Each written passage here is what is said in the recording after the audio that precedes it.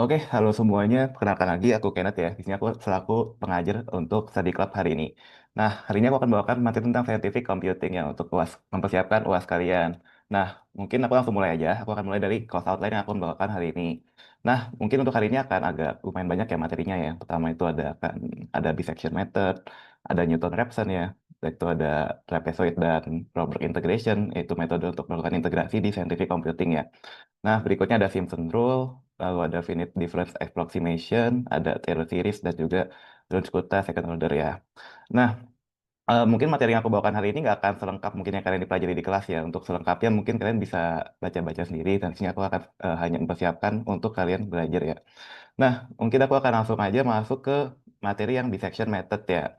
Nah, mungkin di sini ada yang udah, mungkin ada yang udah bisa ya mungkin yang dissection method ya, kayak nggak gitu sulit juga sih di sini materinya. Nah, jadi bisection method itu merupakan sebuah metode root finding ya, atau mencari akar-akar dari persamaan suatu fungsi. Nah, contohnya kita mencari suatu fungsi ya di sini ya, y sama dengan x pangkat 3 atau fx sama dengan x pangkat 3 gitu. Nah, di sini kita perlu nilai dua buah nilai yang mengapit antara fungsi A dan fungsi B-nya, yaitu si A dan B. Nah, nilai A dan B itu tandanya harus beda kalau di bisection method. Yang satu harus ada negatif, yang satu harus positif berarti. Nah, mengapa demikian? Nah, basically, root finding itu kita mencari suatu nilai X ya, untuk menghasilkan Y sama dengan 0. Nah, jadi kita buat 0 sama dengan X pangkat 3. Oh ya, by the way, kalau misalkan suara aku gak kedengaran jelas, atau misalnya share screen yang nge-lag, bilang aja ya. Oke, misalnya kayak gini. Nah, kita mencari nilai X untuk menghasilkan nilai Y sama dengan 0 ini. Nah, kalau di komputer itu metodenya ada namanya bisection. Nah, kalau biasanya kita pakai tinggal langsung aja ya, kita jabarin dalam bentuk akar-akar persamaan, lalu kita cari aja X-nya berapa. Nah, tapi kalau di komputer itu beda caranya. Nggak bisa kita pakai cara yang bisa kita lakukan di matematika gitu ya. Nah, kenapa tandanya harus beda? Kenapa harus ada positif dan negatif A dan B-nya? Karena gini, yang satu itu FA, yang satu itu FB. Nah, kalau misalnya dua-duanya positif atau dua-duanya negatif, maka grafiknya akan berbentuk seperti ini. Nah, kalau misalnya grafiknya berbentuk seperti ini, kita akan tidak akan pernah menemukan nilai perpotongan antara sumbu X dan juga grafiknya, gitu. Kita akan pernah tahu di mana merah-merah ini ada, gitu. Nah, kan tujuan kita untuk mencari bisection itu kita mencari eh, perpotongan antara sumbu X ya. Makanya kita perlu nilai positif dan negatif dari kedua nilai, gitu. Nah, oke, mungkin kita langsung masuk aja untuk code-nya seperti ini sih, basically. Mungkin untuk algoritmanya aku akan lebih mudah menjelaskannya dalam bentuk codingan ya. Nah, jadi yang pertama-tama kita masukkan fungsinya. Kayak kalau misalkan di sini itu x pangkat 3 ya. Kita butuh fungsi x dan juga nilai a dan b. Nah, lalu epsilon ini apa? Epsilon ini adalah batas errornya. Jadi semakin kecil epsilon, maka hasil yang kita dapatkan akan semakin akurat. Oh ya, mungkin aku lupa mention juga, dalam scientific computing itu, kita akan banyaknya belajar tentang aproksimasi. Kita akan banyak menggunakan aproksimasi. Ini mana aproksimasi itu merupakan kira-kira gitu, nilai kira-kira. Jadi bukan nilai exact, tapi nilai kira-kira. Jadi kita hanya memprediksi suatu nilai yang memenuhi suatu permasalahan gitu. Misalnya, kita punya nilai aslinya itu harusnya 0,1 gitu. Nah, tapi dengan detection method, kita menemukan akar-akarnya itu 0, misalnya 0,99. Nah, ini kan mendekati 0,1 ya, tapi nggak exact dengan hasil samanya gitu. Nah, ini adalah aproksimasi, kurang lebih seperti itu. Nah, jadi semakin kecil nilai epsilon, itu akan semakin akurat. Tapi kelemahannya, nilai apa namanya, cost untuk computingnya itu akan semakin besar juga, akan semakin mahal. Karena iterasinya tentu saja makin banyak lama-lama. Jadi aku bakal tunjukin juga di cara pengerjaannya. Nah, pertama-tama untuk mengecek apakah FA dikali FB itu nilainya berlawanan atau positif negatif, itu dengan cara kita mengalikannya aja. FA kali FB, apakah lebih kecil dari 0? Gitu. Kalau misalkan lebih kecil dari 0, berarti kan beda tanda ya, artinya negatif. Kan negatif kali positif itu negatif ya hasilnya. Dan positif kali negatif juga negatif gitu. Nah, sedangkan kalau negatif kali negatif itu hasilnya positif, dan juga positif kali positif itu hasilnya positif. Gitu. Makanya kita bisa pakai FA kali FB. Gitu. Kita untuk mengecek apakah dia itu berlawanan tandanya. Seperti itu. Nah, lalu delta ini adalah nilai sementara yang kita punya. Yaitu itu untuk mengecek apakah nilainya itu udah lebih kecil dari epsilon atau belum. Jika nilainya lebih kecil daripada epsilon, maka kita akan stop untuk loopingannya gitu. Nah, dan untuk M ini adalah nilai akhirnya. kita asumsikan dulu nilai M dan delta itu di satu nilai yang sangat besar untuk pertama-tama, yaitu 999. Bebas lah kalian mau pakai berapa ini. Lalu selanjutnya kita lakukan aja untuk while loop ya. While berarti aturannya adalah while jika delta di absolutin atau dimutlakin nilainya lebih besar daripada epsilon. Maka yang kita lakukan adalah kita lakukan M sama dengan A plus B per 2. Nah, ini adalah rumus dari bisection method. Yang kalian perlu hafalin adalah yang M sama dengan A plus B per 2. Gitu aja. Nah, lalu untuk aturan selanjutnya adalah jika Fm kali Fa lebih kecil dari 0. Nah, jika memenuhi, maka kita ubah B sama dengan M. Nilai B kita ubah, kita update. Selebihnya, kalau enggak, berarti else if ya, Fm kali Fb lebih kecil dari 0. Jika Fm kali Fb yang lebih kecil dari 0, berarti kita ubah A sama dengan M. Jadi pertama kita cek adalah si Fm kali Fa dulu, baru Fm kali Fb, gitu. Nah, pasti antara dua nilai ini memenuhi sih, nggak mungkin nggak harusnya. Jadi salah satu dari if atau else if ini pasti memenuhi gitu. Nah, lalu kita update nilai deltanya. Deltanya kita ubah jadi Fm, di mana M itu sudah kita update menjadi A plus B per 2. Kita hitung lagi, masukkan ke persamaan. Berarti Fm sama dengan M pangkat 3 gitu jadinya. Karena M itu kan X pangkat 3 ya tadi awalnya. Ya kayak gitu kurang lebih. Udah gitu kita balik lagi ke loopingannya. Kita cek lagi apakah absolut dari si Fm, berarti Fm itu lebih besar dari epsilon nggak? Nah, epsilon itu kan 0,01 ya kita pakainya di sini contohnya. Biasanya kalau di soal juga 0,1 atau 0,01 sih. Nggak mungkin kecil-kecil amat, soalnya bakal lama juga nanti ngerjainnya. Mending gitu aja sih. Ya paling gitu, kita cek. Jika ini masih memenuhi, maka kita lakukan lagi loopingannya. Tapi kalau misalkan udah enggak, kita return aja nilai M-nya. Berarti M itu adalah jawaban akhirnya, gitu. Nah, paling gitu aja. Kita bakal langsung masuk ke contoh soalnya ya. Kita pakai contoh soal yang tadi, yang X pangkat 3. Di sini kita punya epsilon sama dengan 0,01, lalu A sama dengan min 1, B sama dengan 2. Nah, kita cek dulu apakah FA dan FB tandanya berlawanan atau enggak. Nah, pertama-tama kita masukkan ke FA. Berarti kan FA sama dengan berapa? FA itu min 1 ya, sama dengan min 1 pangkat 3. Kalau min pangkatnya ganjil berarti sama dengan min lagi ya. Berarti min 1 lagi gitu. Lalu kita masukkan FB. FB-nya itu B-nya 2 ya gitu. Lalu kita masukin aja. Berarti 2 pangkat 3 sama dengan 8 gitu. Lalu kita cek apakah FA kali FB itu lebih kecil dari 0 atau enggak. Nah, ternyata 8 kali min 1 itu hasilnya negatif kan. Nah, maka dari itu kita bisa lakukan bisection method. Kita bisa selesaikan dengan metode bisection. Gitu. Nah, selanjutnya kita masuk ke iterasi yang pertama. Nah, iterasi yang pertama itu kita punya kita punya rumusnya M sama dengan A plus B per 2. Ini adalah rumus bisection formula. Harus kalian hafalin ya. Atau kalian kalau boleh bawa cheat sheet harusnya ya. Kalian tulis di cheat sheet ini, wajib. Kita punya A sama dengan min 1, B sama dengan 2. Nah, berarti M sama dengan min 1 kan A ya. Min 1 plus B. Min 1 plus 2 bagi 2. Yaitu jadinya 1 per 2 jadi 0,5 gitu. Nah, lalu kita update nilai FM. FM sama dengan 0,5 pangkat 3. Jadi 0,125 kalau kita hitung di kalkulator. Oh ya, by the way ini aku udah hitung semuanya. Supaya aku nggak perlu hitung-hitung lagi di kalkulator ya. Supaya nggak lama gitu. Nah, selanjutnya kita lakukan aja pengecekan. Apakah FA kali FM, seperti di sini ya, FA kali FM lebih kecil dari 0. Apakah iya? Nah, kalau kita lihat, FM itu kan nilainya 0,125 ya. Lalu untuk FA itu nilainya adalah min 1. Udah kita hitung di atas. Nah, min 1 kali 0,125 itu tentunya negatif hasilnya.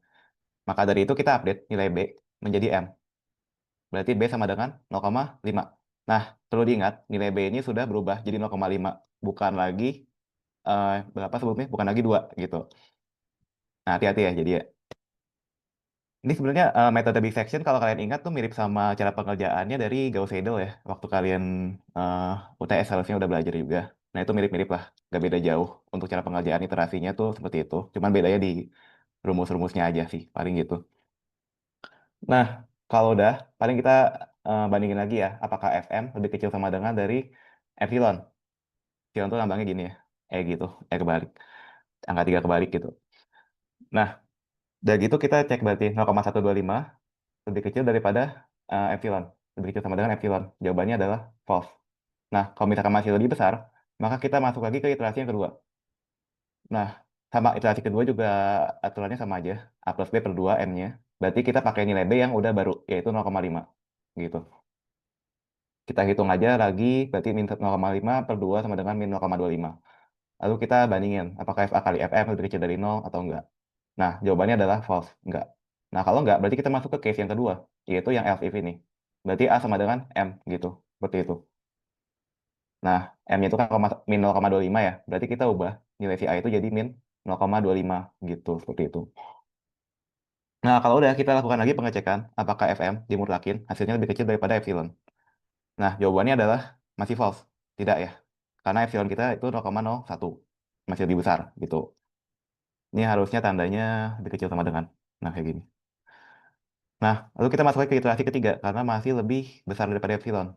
Nah, lakukan lagi sama pengecekan, B sama dengan M berarti karena FA kali FM lebih kecil daripada 0 gitu. Nah, berarti kita masukin aja hasilnya, FM itu jadinya 0,00195. Nah, hasil akhirnya segini. Nah, kalau misalkan udah lebih kecil daripada epsilon, kan ini lebih kecil daripada 0,01 ya. Nah, berarti kita langsung aja return aja hasilnya. Berarti hasil dari akarnya yaitu si 0,00195 gitu. Nah, mungkin kalau misalkan kita mau coba hitung ya, sorry, maksudnya ini bukan hasil deh. Aku salah. Yang hasil itu adalah si M-nya. Ini. Berarti hasilnya adalah 0,125. Nah, bukan FM ya, tapi si M. Sorry. Ini bukan hasil, tapi ini cuma buat pembanding doang FM itu. Yang kita return adalah si M-nya, 0,125. Nah, kalau kita lihat di rumus juga returnnya M ya, bukan FM. Gitu. Nah, ini kita hitung aja. 0,125 kali 0,125 kali 0,125. Sorry, pangkat 3 ya. Nah, hasilnya adalah 0,00195 ya, yang ini. Nah, 0,00195 ini mendekati nilai si 0. Gitu. Makanya jawabannya adalah udah mendekati gitu. Jadi, kan kita mintanya di mana nilai Y itu sama dengan 0 ya. Makanya semakin FM-nya mendekati 0, maka dia akan semakin akurat. Gitu.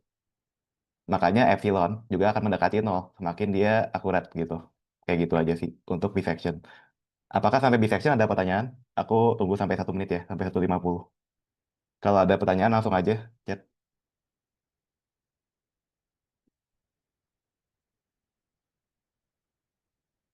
Bentar ya.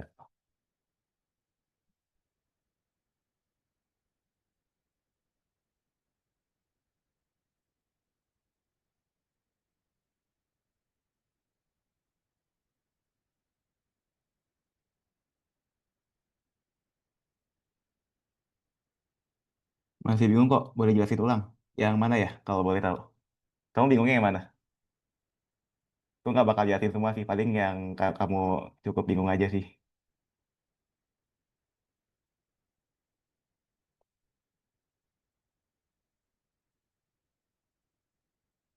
Yang iterasi ke satu. Oh, oke. Untuk iterasi ke satu, yang mana ya? Yang iterasi ke satu ini ya? Nah, itu kan kita pertama-tama lakukan dulu ya perhitungan untuk M-nya. Rumus M itu kan kalau kita lihat di rumus bisection itu A plus B per 2 ya. Nah, untuk A sama B itu pasti diketahui di soal. Ini diketahui harusnya, nggak mungkin nggak. Gitu ya. Nah, udah gitu kita langsung aja masukin. Berarti nilai A yang diketahui di soal itu kan min 1, B sama dengan 2. Kita masukin aja min 1 plus 2 bagi 2 sama dengan 0,5 gitu. Udah gitu, kita cek nilai si FM-nya. Nah, FM-nya kita masukin lagi nilai M. Ini kan apa namanya? FM-nya berarti jadinya gini ya bentuknya F 0,5 sama dengan berarti kan M pangkat 3 gitu kan. Dari mana M itu nilainya udah 0,5. Berarti 0,5 pangkat 3. Nah, masukin kalkulator aja. Jawabannya adalah 0,125 gitu. Nah, ini adalah FM-nya. Lalu kita cek setelah kita menemukan FM, kita lakukan pengecekan. Apakah FA dikali FM lebih kecil dari 0? Berarti FA kali FM harus negatif gitu ya. Nah, kalau misalkan ya, kita ubah nilai B menjadi M. Nilai B yang ada di soal, kita ubah jadi M. Di mana nilai B berarti sekarang udah 0,5, bukan lagi 2 gitu. Ini berubah jadinya. Nah, kalau udah, kita cek apakah FM yang udah kita hitung, nih ya, FM dimutlakin lebih kecil sama dengan epsilon. Nah, jika iya, maka kita hentikan loopingannya. Kita hentikan dan kita return si M-nya. Berarti nilai M kita adalah 0,5. Nilai akarnya 0,5. Tapi permasalahannya di sini 0,125 itu masih lebih besar daripada epsilon. Nah, kalau misalkan lebih besar, kita lanjut ke iterasi kedua, gitu ya, sampai iterasi selanjutnya. Pokoknya kita ulang-ulang terus sampai si em, nilai m itu, fm itu lebih kecil daripada epsilon, gitu.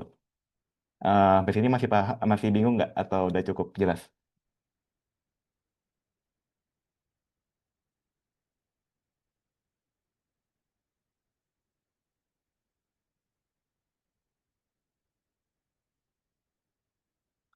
Masih. Waduh, ya paling nanti kalau misalkan masih bingung, kamu baca ini ya, baca Miro ulang ya. Mungkin aku bakal kasih notes tambahan. Tapi kalau misalkan untuk sekarang, aku bakal lanjut dulu. Soalnya waktunya agak terbatas ya. Sorry ya, mungkin nanti aku bakal bikin notes tambahan lagi. Aku bakal contohin soal-soal yang lainnya. Oke, begitu aja sih paling. Ini untuk Miro bakal aku share juga nanti ke kalian. Aman aja. Nah, mungkin kita masuk ke metode selanjutnya, yaitu si Newton-Raphson. Nah, untuk Newton-Raphson itu gak beda jauh sih. Kita pakai iterasi-iterasi juga untuk pengerjaannya. Nah, kita punya soal yang sama, yaitu Y sama dengan X pangkat 3. Dan epsilonnya sama 0,01. Lalu kita punya nilai A. Nah, A itu adalah asumsi awal, yaitu 1. Gitu. Nah, nanti yang kita bakal return itu adalah nilai A-nya. Gitu.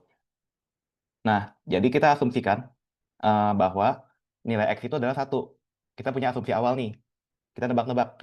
Kayaknya X-nya itu 1 deh, untuk menghasilkan nilai Y sama dengan 0. Tapi apa iya sih? Nah, kita bakal masukin ke persamaan Newton-Raphson, supaya kita bisa tahu, gitu. Nah, kita masukin aja, pertama-tama, kita punya fx sama dengan x pangkat 3. Nah, cuman di Newton-Raphson, itu mungkin secara computing cost akan lebih mahal ya, sedikit lebih mahal daripada si bisection. Kenapa? Karena kita butuh juga untuk mengetahui nilai turunan dari si fx-nya. Nah, seperti yang udah kalian belajarin ya, untuk nilai turunan di kalkulus ya harusnya ya. Ini adalah basic dari turunan, yaitu x pangkat 3, berarti tinggal pangkatnya maju ke koefisien, lalu pangkatnya -1, gitu kan. Tinggal kayak gitu aja. Berarti jadi 3x pangkat 2 kalau kita turunin. Kayak gitu ya. Sampai sini harusnya udah paham lah ya, kalau untuk cara penurunan sederhana seperti ini. Nah, selanjutnya kalau kita udah ketemu untuk turunan dari fx-nya, turunan pertama ya, kita masuk ke iterasi pertama. Nah, kita punya FA dan F aksen A, lalu kita juga butuh menghitung nilai X, di mana nilai X itu rumusnya adalah A min FA per F aksen A. Ini nilai FA original, dan F aksen A itu adalah turunan dari FA. Gitu. Nah, kita punya A sama dengan 1, berarti A itu kan nilai awalnya ya, nilai asumsi awal. Nah, berarti 1 min 1/3, nih, FA itu 1, dan F aksen A itu 3. A itu adalah si A ini, A sama dengan 1. Begitu. Nah, 1 min 1/3 sama dengan 2/3, yaitu 0,67. Nah, setelah kita lakukan perhitungan, kita cek dulu apakah X min A sama dengan X min A di apa namanya dimutlakin itu lebih kecil daripada epsilon. Apa ya? Kalau misalkan enggak, maka kita lakukan perhitungan lagi. Therefore, continue the iteration. Gitu. Nah, eh, karena kita lanjut, maka kita ubah nilai A sama dengan X, yaitu 0,67. Gitu.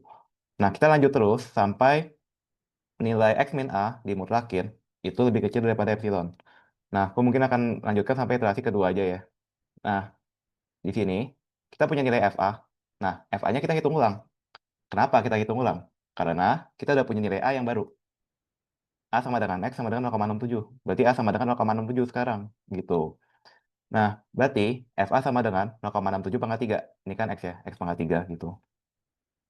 Berarti hasilnya 0,3 kalau dikalkulatorin. Ini kalau dibulatin hasilnya segini gitu. Nah, lalu untuk F aksen A, itu juga kita hitung. 3 kali 0,67 pangkat 2. Kan bentuknya 3x pangkat 2 ya, gitu ya. Hasilnya 1,35, gitu. Lalu untuk yang X juga sama. Kita lakukan perhitungan ulang seperti pada rumus yang di atas ini. Berarti A min FA per F aksen A, yaitu hasilnya adalah 0,45, di mana nilai A-nya itu 0,67, ini ya. Lalu nilai 0,3 itu dapat dari FA, dan 1,35 itu dapat dari F aksen A. Seperti itu. Oke. Nah, di sini nilainya masih false. Makanya kita ubah lagi. A sama dengan X sama dengan 0,45. Gitu. Kita ubah nilai A-nya gitu ya. Nah, nanti yang kita return itu adalah nilai X-nya. Bukan nilai A-nya, sorry. Berarti nilai X-nya ya.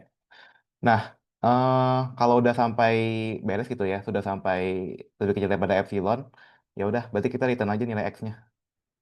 Yaitu sih 0,302 gitu misalnya. Anggaplah misalnya epsilonnya 0, berapa ya? Misalnya 0,15 gitu ya. Ya udah, kita return aja sih 0,302-nya berarti. Nah, cuman di sini kan 0,01, berarti kita harus lanjutkan sampai iterasi berikutnya gitu. Nah, ini Miro bakal aku share ke kalian. Kalau misalkan kalian niat, kalian mau gabut gitu ya, pengen ngerjain ya.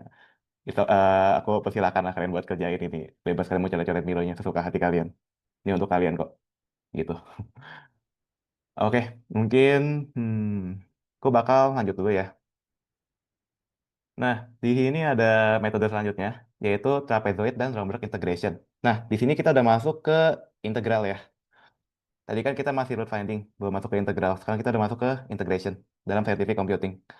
Nah, sebetulnya untuk metode integration itu ada cukup banyak sebetulnya. Ada lebih dari dua ini ya. Ada Riemann integral, ada trapezoid, Romberg, dan masih banyak lagi harusnya. Ini Simpson juga masuknya ke integration sih, kalau nggak salah. Ya. Cuman untuk Riemann ya terlalu basic lah, nggak bakal aku jelasin lagi ya ke kalian. Harusnya udah pada bisa juga untuk Riemann. Mungkin aku bakal di sini bakal singgung dikit aja konsep dari integral sedikit ya. Nah, jadi ibaratkan kita punya suatu grafik seperti ini. Nah, udah gitu anggaplah ini nol ya. Ini kan berarti y-nya 1, 2, sampai seterusnya ya. Nggak bakal aku gambar. Ini untuk x-nya juga sama 0, 1, 2, 3, sampai seterusnya. Gitu. Nah, udah gitu kita punya suatu grafik. Misalnya bentuknya nggak aturan gini. Set. Nah, kalau kayak gini, kita kan bingung ya. Terus kita pengen mencari luas dari grafik yang ada di gambar ini. Berapa kira-kira luasnya gitu kan. Kita nggak bisa hitung pakai rumus bangun datar biasa. Kita nggak bisa pakai rumus trapesium atau rumus misalnya persegi. Karena ini bentuknya nggak beraturan. Bentuknya tidak sembarang gitu ya. Bentuknya bangun sembarang. Nah, kalau misalkan sembarang kayak gini, kita perlu integral untuk menyelesaikan permasalahan ini. Gimana caranya? Gampang. Kita tinggal bagi-bagi grafik ini ke dalam beberapa partisi. Contohnya di sini aku mau pakai metode Riemann misalnya. Untuk Riemann, aku bagi-bagi aja partisinya misalnya. Eh, per X-nya sama dengan 1 gitu ya. Berarti tinggal ini, udah gitu aku bagi lagi seperti ini. Nah, gini aja terus. Sampai kita ketemu titik akhirnya gitu. Nah, begini. Nah, misalnya kita diminta untuk mencari integral batas sampai 6 lah misalnya. Ya udah, berarti kita mencari luas grafik sampai sini aja. Dan berikutnya nggak diabaikan aja gitu. Nah, ini adalah metode Riemann. Semakin banyak partisinya, maka untuk hasilnya akan semakin akurat juga. Permasalahannya, apa tadi aku bilang, semakin banyak partisinya, walaupun makin akurat, maka tapi dia juga bakal makin mahal untuk secara computing cost-nya. Gitu. Nah, kalau mahal, gimana dong? Ya nggak baik ya, bakal makin lama juga untuk perhitungannya. Jadi kita akan pakai untuk seperlunya aja. Misalnya untuk di soal, misalkan diminta untuk bagi menjadi 6 partisi aja. Ya udah, kalian bagi aja jadi 6 gitu. Nah, cuman di sini aku bakal pakai metode yang trapezoid. Trapezoid itu mirip sama Riemann, cuman kita bentuknya trapesium sesuai dengan namanya. Nah, kita punya seperti ini misalnya. Udah gitu untuk 1 sampai 2 kita punya seperti ini lagi. Nah, kan kalau trapesium dia bisa mengikuti bentuk dari si grafiknya ya, lebih bisa mengikuti lah. Nah, oleh karena itu, untuk trapezoid pasti bakal lebih akurat hasilnya daripada pakai Riemann integral. Nah, ini untuk 6 mungkin akan seperti inilah bentuknya. Nah, kalau kalian lihat, area di luar kurvanya itu lebih dikit ya, errornya.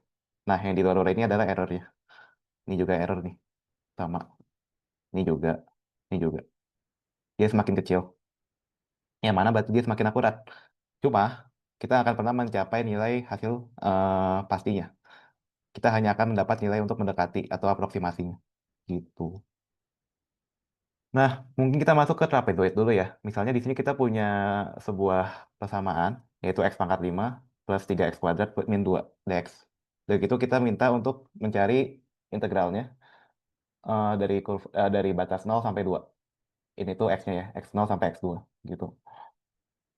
Nah, kalau kita kerjakan pakai cara biasa, itu kan jadinya seperti ini ya. Kalau kita pakai cara di kalkulus seperti biasa, itu jadinya kan 1/6, x pangkat 6. Kenapa bisa gitu? Karena ini kan rumusnya seperpangkat ya gitu ya. Ini pangkatnya jadi ke bawah, udah gitu plus 1, udah gitu pangkatnya juga di plus satuin gitu. kayak seperpangkat plus satu kali X pangkat pangkat plus satu gitu. Kurang lebih bentuknya kayak gitu kan. Kebalikannya dari si turunan gitu. Nah, jadinya seper 6 X pangkat 6 dapat udah gitu 3 per 3 itu kan satu jadinya. Berarti 1 X pangkat 3 ini tambah satu ya, jadinya 3. Udah gitu min 2X. Ini tinggal ditambahin aja X satu gitu. Kalau konstanta seperti ini. Nah, lalu kita hitung aja. Kita masukin nilai X-nya itu 2 gitu ya ke sini. Berarti 2 pangkat 6 plus 6 2 pangkat 6 ditambah 2 pangkat 3 min 2 kali 2 gitu. Udah gitu dikurangin dengan persamaan ini cuma dimasukin nilai X-nya itu 0. Dipelakin jadi 0 gitu. Jadinya 0 plus 0 min 0 gitu. Jadinya habis gitu. Nah, hasil akhirnya adalah 14,667 gitu. Ini hasil akhirnya. Hasil sebenarnya gitu. Nah, di sini kita akan mencoba untuk menggunakan trapezoid rule dengan H-nya 0,5. Nah, kalau misalkan H 0, diketahui hanya 0,5 nih. Berarti kita tinggal bagi aja. Kan ini 0 sampai 2. Berarti range-nya 2 ya. 2 dibagi 0,5. Itu hasilnya 4 kan. Berarti bakal ada 4 partisi kurang lebih. Kalau dibentuk grafik mungkin akan kurang lebih kayak gini ya. Misalnya ini 0, ini 1, 2. Gini ya misalnya. 0, 1, 2. Satunya di sini aja deh. Duanya di sini. Udah gitu kita bagi 4 karena hanya 0,5. Berarti tinggi dari si trapesiumnya ininya ya 0,5. Udah gitu di sini juga 0,5 gitu. 0,5 lagi, 0,5 lagi. Dibagi 4 partisi gitu, kurang lebih bentukannya. Tahu kan kenapa dibagi 4? Karena hanya 0,5 ya. 0,5 dikali 4 baru hasilnya 2 gitu. Kayak gitu. Nah, kalau udah kita masukin aja ke rumus trapesium biasa. Nah, mungkin buat teman-teman yang harusnya masih ingat ya, rumus trapesium di waktu kalian belajar waktu zaman-zaman SD gitu. Kan 1/2 kali A plus B kali T ya, kalau dulu belajarnya. Atau kali H gitu lah. H itu tinggi. Seperti itu. Nah, berarti ini bentuknya jadi H per 2 kali A plus B kan. Ini kan dikali jadinya hanya masuk ke sini gitu. Gitu. Nah, sama aja sebetulnya di sini juga rumusnya pakai rumus yang biasa kita pakai. Jadinya H per 2 dikali di sini fx0. Fx0 itu adalah ini ya, maksudnya x0 itu adalah partisi pertama kirinya gitu. Lalu ditambah 2f x1. Kenapa dikali 2? Nah, karena gini, untuk partisi yang kedua, nih ya, pertemuan antara partisi satu dan partisi 2 itu kan ada 2 ya sisinya.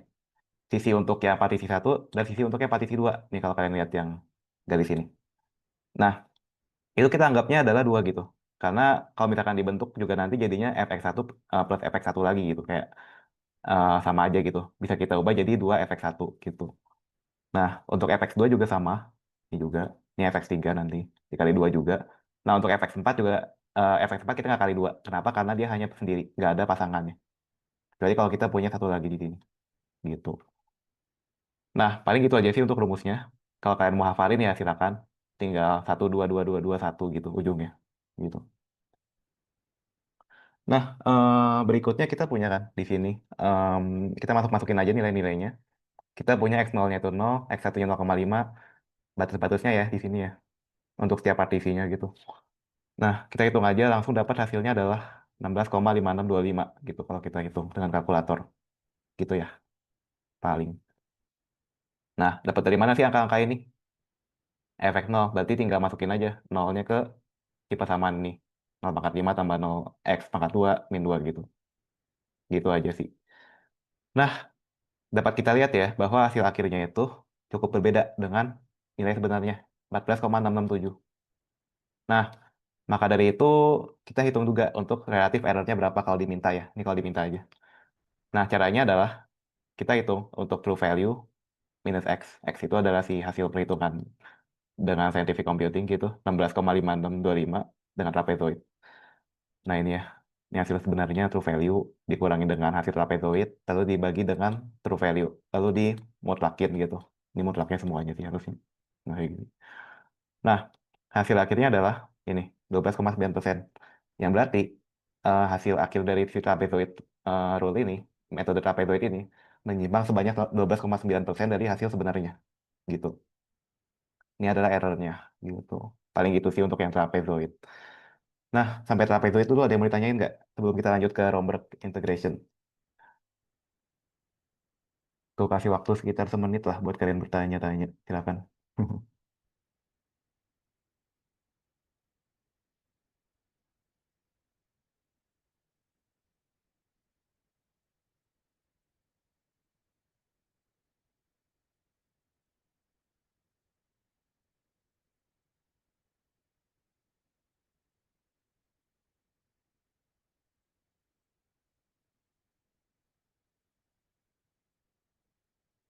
Kok dapat X0, X1, X1 dari mana ya trapezoid? Oke, aku bakal jelasin dulu ya yang pertama pertanyaannya. Ini ya maksudnya ya, ini kan. Ya kan? Nah, ini dapat dari setiap batas partifinya. Ini kan kalau kita gambar ya, kalau kita gambar dalam sumbu X, itu kan ini misalnya 0, ini 1, ini 2. Lalu kita bagi jadi 4 partifi, karena hanya 0,5, H itu tingginya. Berarti, tinggi dari si trapesiumnya harus 0,5. Nah, jadi kita bagi lagi partifinya, 0,5, di sini 1,5, gitu ya. Nah, X0 adalah si partisi pertama. X1 ini di sini, X2 ini. X3-nya adalah selanjutnya, sampai X4 berarti. Nah, X1, X0, X1, X2, X4, X3, X4 itu dapatnya dari pembagian-pembagian dari partisi ini, gitu. Kayak, apa ya, X0 tuh kayak dimana kita stop gitu. X, untuk si partisi pertama, X-nya sampai berapa. Berarti kan X0 sampai X1 gitu untuk partisi pertama. Ini kan partisi pertama gitu. Nanti partisi kedua berarti X1 sampai X2 gitu. Kayak gini, gitu. Tadi dapat 2fx1, 2fx2, itu dapat duanya dari mana ya kelewat tadi? Oh, dapat duanya itu dari ini. Ini kan misalnya kita punya partisi pertama. Kan rumus trapesium ini ya, setengah A, B, setengah A tambah B kali tinggi gitu. Nah, berarti kan kalau misalkan kita hitung gitu ya, kita compute gitu ya. Kan nilai A-nya itu kepakainya sekali ya, yang di sini. Berarti eksternalnya kepakainya sekali. Berarti kan nanti kayak setengah kali, ini langsung aja ya, H per 2. H per 2 dikali. Misalkan 0 tambah 0,5 ditambah H per 2 lagi. Kita masuk ke partisi yang kedua berarti 0,5 ditambah 1 gitu ya. Ini untuk yang partisi pertama, ini P1, ini P2 gitu.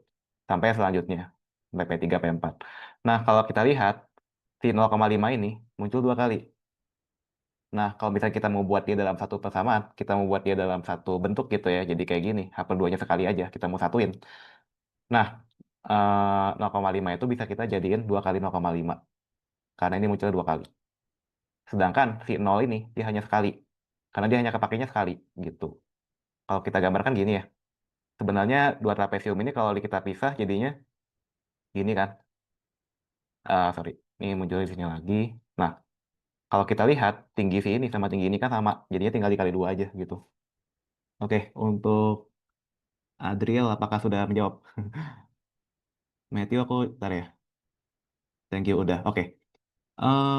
Kok dapat 14 komanya sekian dari mana? 14 koma sekiannya dari mana? Yang ini ya.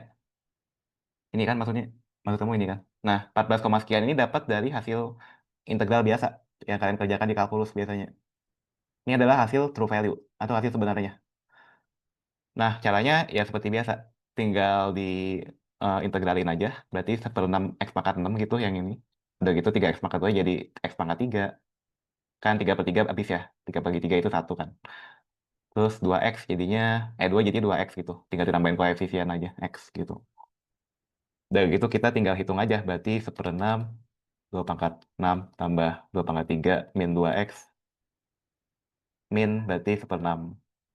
Ini kalau kita mau jabarin ya, 0 pangkat 6 tambah 0 pangkat 3 min 2 pangkat, 2 kali 0. Gitu. Oke, paham. Oke, siap, siap. Oke, kita lanjut ke Romberg ya. Nah, untuk mengerjakan Romberg itu sebetulnya dengan kalian mengerti trapezoid aja, itu udah setengah jalan. Kalian mengerti Romberg gitu ya. Jadi kalian bisa langsung aja untuk Romberg itu.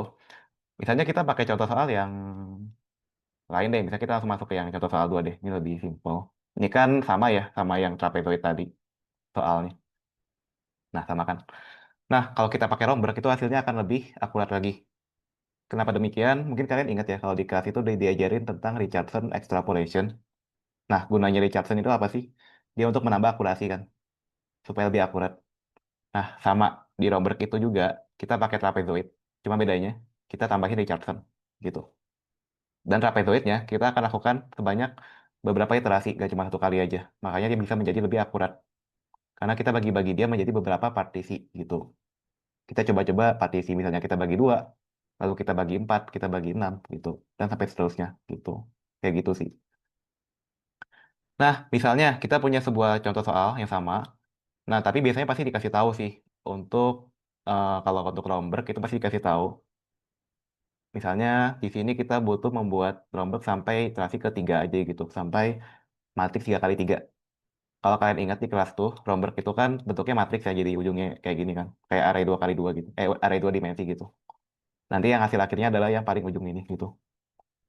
Nah, kalau misalkan dimintanya dalam bentuk 3 kali 3 gitu ya, berarti kalian cukup membuat sampai partisinya itu dibagi 2, 4, 8. Dibagi harusnya bagi 4, sorry. Ya, kalian perlu membuat si partisi dibagi 4. Nah, pertama-tama kita perlu tahu dulu berapa hasil dari trapezoid kalau misalnya H-nya itu 2, alias dibaginya satu partisi aja. Ini kalau kita gambar jadinya seperti ini. Ya udah gini aja. Cuma satu partisi gitu. Nah, jawab nih, hasilnya adalah, misalkan ini kan hanya 2 ya, karena dibaginya satu partisi doang. Berarti 2/2 dikali F0 tambah F2. Kenapa nggak ada duanya? Karena ini ya, ujung-ujungnya cuma kepake sekali. Gitu. Nah, sekarang untuk yang H1, kita bagi jadi 2 partisi. Nah, seperti ini. Nah, ini 0, 1, 2. Berarti hanya satu ya. Ini hanya satu. Tuh, satu gitu. Jeda-jedanya. Berarti F0 tambah 2 F1 tambah F2. Gitu. Nih. Yang kepake 2 kali cuma si satu aja. Gitu. Nah, lalu kita bagi lagi jadi partisi selanjutnya. Kita bagi jadi 4 partisi. Dia bakal bentuknya jadi seperti ini kurang lebih.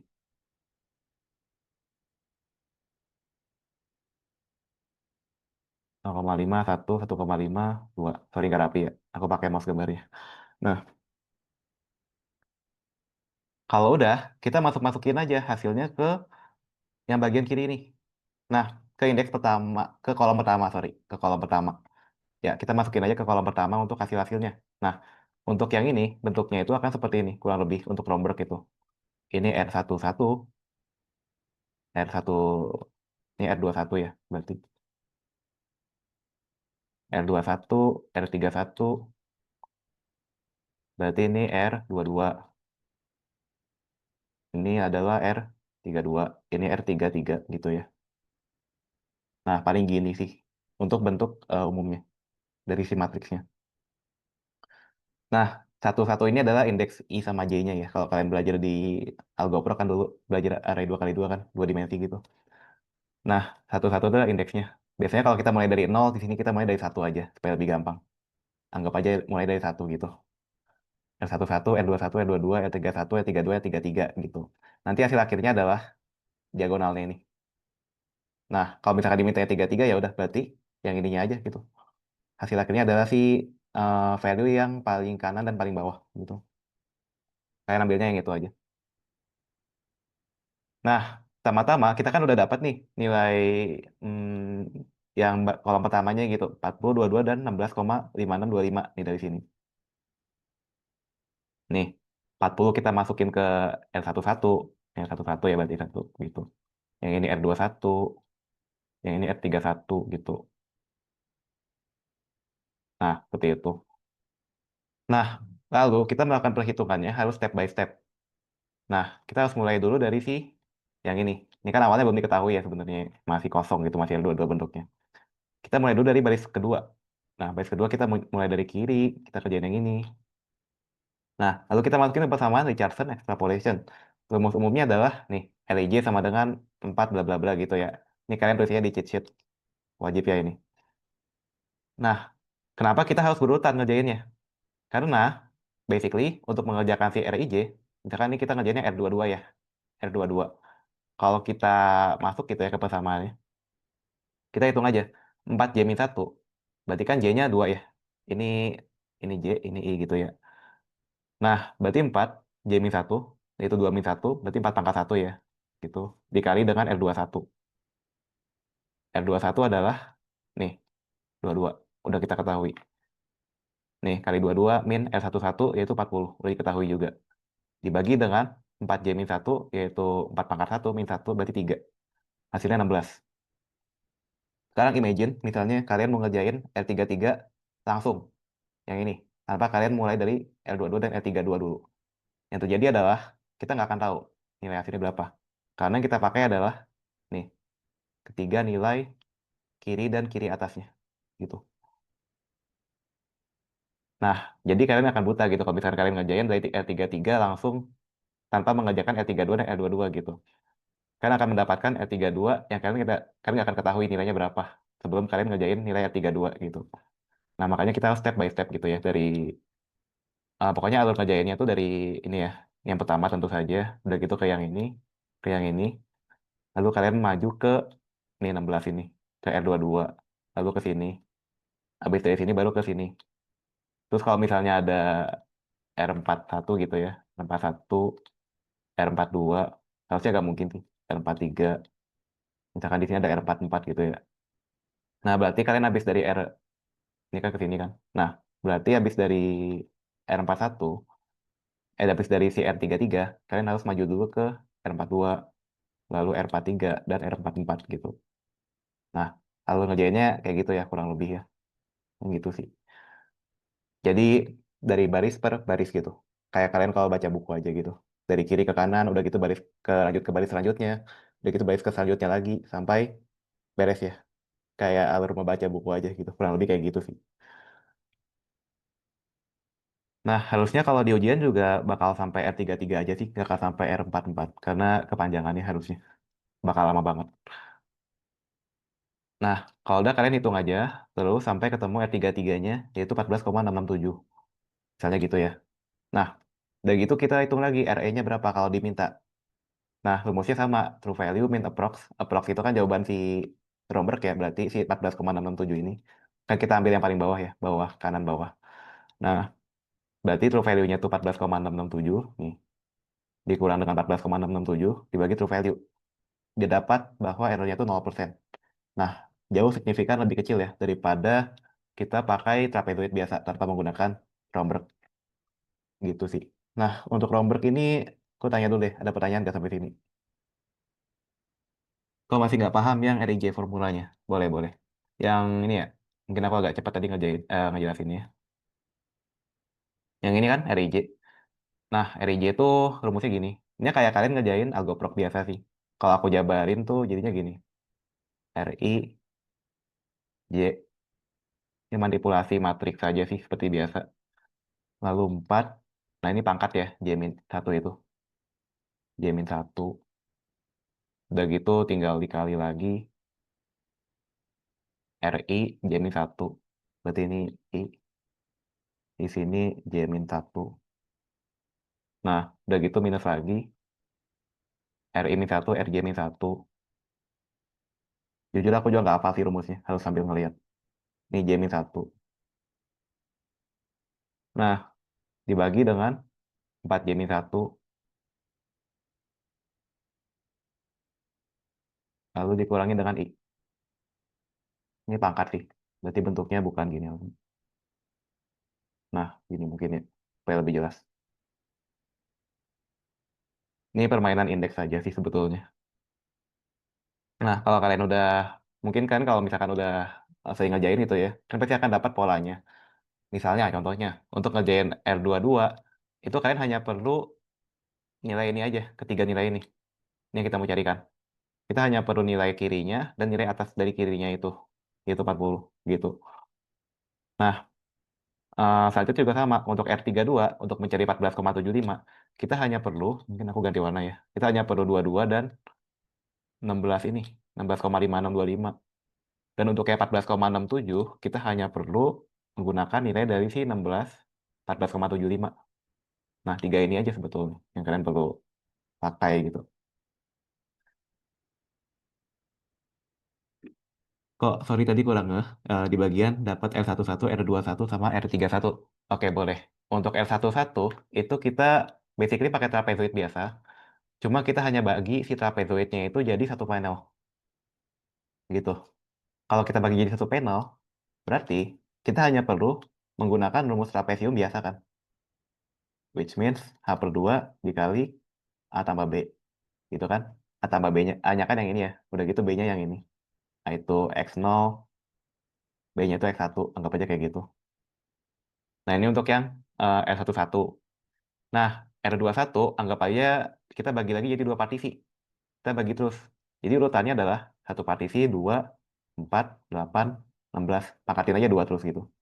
16 partisi nanti 32 partisi gitu. 64 sampai seterusnya gitu. Ini untuknya R21. R21 kita bagi dua partisi. Jadi seperti ini. Nah, untuk yang R31 kita bagi lagi jadi 4 partisi. Jadi seperti ini. Nanti kalau ada R41 berarti kita bagi jadi 8 partisi. Kita bagi lagi kayak gini nanti. Gitu. Pokoknya bagi dua, bagi dua, bagi dua terus sampai kalian ketemu berapa yang mau kalian mau gitu. Kalau misalkan R41 berarti 4 partisi. Kalau R51 berarti nanti 8 partisi gitu. Sampai seterusnya gitu. Paling gitu sih. Oke kok, thank you. Sama-sama. Oke, paling kalau nggak ada yang mau nanya lagi, aku sedikit lanjut dulu ya, supaya buru juga. Oke, kita masuk ke Simpson Rule. Harusnya nggak gitu banyak lagi. Nah, Simpson Rule itu salah satu metode integrasi juga sama. Oh, sorry, ada yang nanya lagi nih. Kok kenapa yang terakhir nggak dikali dua? Yang mana? Yang ini ya, tadi. Ini toh maksudnya? Atau beda? Tuh, kenapa nggak dikali dua? Karena ini, sorry, ini ya. Kita pakai yang ini aja ya. Ini ya, ini nggak dikali dua kan? Apa? Karena si partisi yang terakhir itu sisinya hanya terpakai sekali. Nih, basically kalau misalkan kalian bingung ya, kalau kalian bingung kenapa apa ya, kalau kalian bingung dikali dua enggaknya, itu kalian bisa aja manual ngitungnya. Kayak berarti setengah 0 tambah satu, lalu ditambah setengah satu tambah dua gitu. Basically kalau kalian bingung tinggal gini aja sih. Jadi kalian nggak perlu nyatuin kayak aku gini. Kalau misalkan kalian masih takut salah gitu ya, masih belum yakin gitu dengan dapat duanya dari mana gitu. Bisa pakai yang ini sih, gitu. Jadi sebenarnya basically yang di tengah-tengah itu dikali dua semua, kecuali yang pertama dan yang terakhir. Sama yang bawah-bawah juga gitu. Yang ini sama yang ini nggak dikali dua gitu. Saya dikali dua semua. Karena sisinya kepake dua kali. Gitu aja sih. Mungkin udah cukup jawab ya harusnya ya. Ini udah sering aku bahas juga dari tadi. Mungkin aku bakal lanjut dulu aja ke yang selanjutnya, yaitu Simpson Rule ya. Supaya buru. Nah, untuk yang Simpson Rule itu sama aja. Kita juga gunakan Simpson Rule untuk melakukan integrasi. Nah, cuman bedanya Simpson Rule ini lebih simpel lagi sih harusnya. Nah, untuk Simpson Rule, yang kita perlukan adalah data-data dari soal yang diketahui. Pasti kalau misalnya kalian disuruh menyelesaikan soal dengan Simpson Rule, itu harusnya ada diketahui data-data seperti ini. Nah, di mana saat di mana sih saat X sama dengan 0, itu fx-nya itu 1,5 gitu ya. Pasti diketahui sih ini harusnya. Supaya gampang juga ngitungnya, nggak susah. Nah, untuk Simpson Rule itu kita ada namanya Simpson sepertiga dan juga Simpson 3/8. Nah, kapan kita menggunakan sepertiga dan kapan menggunakan seperdelapan? Kita tergantung dari jumlah datanya, gitu ya. Kalau misalnya jumlah data kita itu genap, kayak gini. Kita punya jumlah data genap. 1, 2, 3, 4, 5, 6. 6 itu kan genap ya. Nah, kalau genap, kita nggak bisa lakukan Simpson secara langsung. Kita perlu membagi si Simpson itu menjadi dua partisi. Seperti ini. Nah, jadi untuk yang 4 pertama, kita pakai 3/8. Tapi dan untuk yang tiga terakhir, itu kita pakai sepertiga. Nah, jadi pengerjaannya adalah yang ini, kita pakai 3/8, yang aku buletin sekarang. Lalu untuk yang berikutnya, yang sisanya nih kepake juga ya, 1/5 sampai 2,5. Ini pakainya sepertiga, gitu. Jadi sebetulnya sepertiga itu cuma dipakai kalau misalnya jumlah data kita itu genap. Tapi kalau misalkan ganjil, gimana tuh? Kalau ganjil ya kita tinggal pakai 3/8 aja untuk semuanya. Gitu ya, mungkin untuk sedikit pengantarnya seperti itu ya untuk Simpson. Nah, em, karena di contoh soal ini jumlah datanya genap, maka kita perlu membagi menjadi dua partisi. Nah, partisi yang pertama adalah yang 0 sampai 1,5 nih ya, 4 data pertama. Dan untuk partisi kedua adalah 1,5 sampai 2,5. yang 3 data terakhir, gitu. Nah, ini sih untuk aturannya, bisa baca sendiri ya. Untuk 3 interval awal atau akhir menggunakan simpen 3/8 dan sisanya gunakan sepertiga, gitu. Paling gitu sih. Kebalik deh, ini harusnya sepertiga. Ya, kebalik aku nulisnya. Ini sepertiga. Dan ini untuk 3/8. Nah, gitu. Nah, pertama-tama kita hitung dulu untuk yang I3/8 ya. Untuk yang integral dari 3/8 Simpson rule-nya itu. Kita dapatkan rumusnya itu seperti ini. Ini bakal kayak gini terus ya untuk rumusnya ya. Sepertiga H, lalu untuk deret-nya adalah 1/42, 42, 4/4 gitu untuk yang sepertiga. Dan untuk yang 3/8 rumusnya 3/8 H dikali 1/332, 3/32, 3/32 sampai ujungnya satu lagi gitu. Ini kalian wajib tulis di cheat sheet juga untuk yang ini.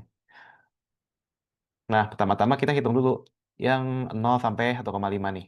Kita masukin dulu ke rumus 3/8. Nah, berarti kita dapat 3/8 dikali H, H-nya itu 0,5. Kenapa hanya 0,5? Dapat dari mana tuh? Dapat dari soal. Nih, kita lihat intervalnya dari si tabelnya. 0 ke 0,5 itu kan 0,5. 0,5 ke 1 juga 0,5 kan? Sampai seterusnya. Intervalnya 0,5, 0,5, 0,5 terus si stepnya. Nah, oleh karena itu, kita pakai hanya 0,5 juga. Dapat dari soal. Gitu. Kita ketahui dari soal bahwa intervalnya itu 0,5. Gitu ya. Nah, berarti 3/8 dikali 0,5. Lalu kita masukin aja. Nah, 142 ini maksudnya apa? Itu adalah pengalinya. Pengali dari si fungsi yang kita punya. Nah, kita lihat di sini. Ini kan 1 ya. 1, 3, 3, 1. Kenapa belakangnya 1 sama awalnya 1? Kalau kita lihat di rumusnya, nih, awal dan akhir itu selalu 1. Sedangkan tengah-tengahnya baru 332, 332, 332 gitu. Karena kita datanya cuma dikit, nah kita cuma sampai 1, 3, 3, nih ya, 1, 3, 3. Nah, duanya nggak sempat kepake. Kita langsung ke belakang, yaitu si 1 gitu. Nah, yang perlu kalian lihat adalah si tengah-tengah ini gitu. Awal sama akhir selalu 1, ingat ya. Awal sama akhir selalu 1 gitu. Begitupun yang 1/3, awal dan akhirnya selalu 1. Hanya tengahnya yang beda gitu. Nah, berikutnya kita lakukan perhitungan ya. Ini kan udah diketahui juga F0-nya dapat dari soal ya, 1,5 tuh. Fx tinggal masukin X-nya. Kalau 0 berarti 1,5. Udah gitu F0,5 juga berarti ini ya, 2 ya. 2 dikali dengan koefisiennya itu 3, berarti 6. Ditambah lagi dengan F1. F1 itu kan 2 juga, dikali koefisiennya jadinya 6 gitu. 3 kali 2, 6. Nah, lalu yang berikutnya, yang terakhir juga F1,5 dapat dari yang ini. 1,6364 gitu. Berarti hasilnya 2,84 kalau kalian hitung di kalkulator. Itu ya. Oke, untuk yang 1/3 juga sama. Tinggal hitungin dari rumus yang 1/3. Berarti simpan 1/3 sama dengan 1/3H dikali dengan koefisiennya 1,331 gitu ya. Sorry, 1,424, 241 gitu. Nah, cuman di sini kita cuma dapat tuh, cuman mempunyai 3 data. Berarti ini 1, ini 4, ini 1 lagi. Karena awal dan akhir selalu 1 koefisiennya. Gitu. Dan tengah-tengahnya ngikutin dari urutan yang 424, 24, 24 ini. Gitu. Dah, kalau udah dapat hasilnya, kita jumlahin aja. Berarti integral dari akhirnya adalah si partisi 1 tambah partisi 2. Ini P1, P2. Nah, partisi 1 kan sepertiga ya, yang ini. Bebas sama kebalik juga nggak apa-apa. 1,27 ditambah dengan 2,84. Nih, ditambahin aja. Nah, hasilnya adalah 4,11. Ini hasil integral dengan Simpson rule. Hasilnya 4,11 gitu. Kok kalau partisinya ada 8 awal dan akhir selalu 1 ya? Sisanya 3. Maksudnya gimana ya? Kalau partisinya ada 8 awal dan akhir.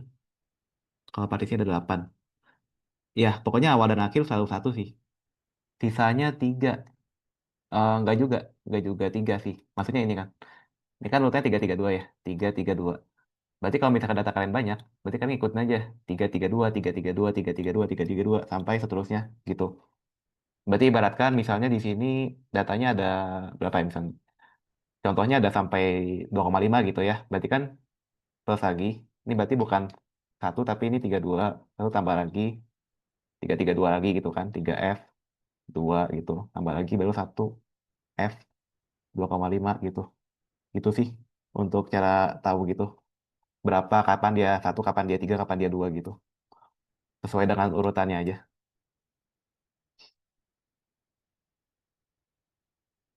Oke, ada yang mau nanya lagi selain Matthew coba? Kok, sorry bingung. Tadi 3F 0,5 harusnya 3 kali 2, 0,5 bukan. Instead of 6. Sorry, ntar ya. Yang ini ya, 3F 0,5 ya. 3 kali 2 kali 0,5. Kenapa demikian? Wait, 0,5 itu kan fx dx. 0,5 yang ini ya, 2 ya. Ini kan? Um, enggak sih, bukan 3 kali 2 kali 0,5 lagi, tapi 3 kali 2 doang. Kenapa? Karena efeknya udah dihitungin dari soal. Nih, efeknya itu udah diketahui dari soal. Jadi kita nggak perlu lagi ngitung efeknya. Kita tinggal ambil aja. Berarti eh, yang ini ya, yang 3 kali F 0,5, ini bisa kita jadikan 3 kali 2 aja langsung. 3,20 gitu. Karena diketahui dari soalnya itu kalau F 0,5 itu 2,0 gitu. Jadi kita nggak perlu lagi ngitung fungsinya lagi gitu. Iya, iya, nggak apa-apa. Sip. Thank you pertanyaannya. Ada yang mau nanya lagi? Aku tunggu sampai 235 deh. Mungkin ada yang mau nanya sebelum-sebelumnya juga boleh.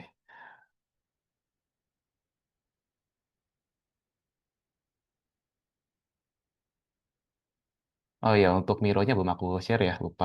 Mungkin aku sambil share aja deh. Mungkin kalian ada yang mau nanya-nanya gitu. Ntar ya, aku chat di Zoom aja. Belum aku pendekin linknya, sorry. Jadi harus kalian klik.